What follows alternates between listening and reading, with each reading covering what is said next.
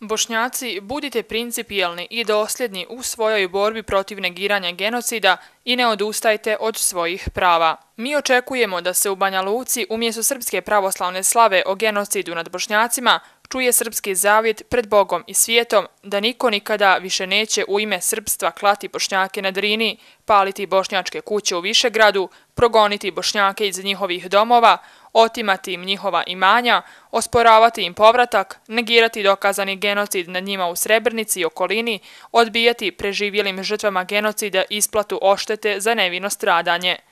Očekujemo da u Banja Luci čujemo da će se prestati provoditi politika nacionalne, vjerske i kulturne segregacije u entitetu, kao što su politička, pravna i ekonomska diskriminacija protiv nesrba, odnosno Bošnjaka, Hrvata i ostalih. Vrijeme je za srpskog Fredrika Viljema de Klerka, koji će proglasiti kraj aparthejda u Republici Srpskoj i podržati transformaciju države Bosne i Hercegovine u multinacionalnu demokraciju sa ciljem da se dođe do jednakih prava svih građana u suvjerenoj, nedjeljivoj i prosperitetnoj državi Bosni i Hercegovini u kojoj neće biti ni segregacije ni diskriminacije po bilo kojoj osnovi.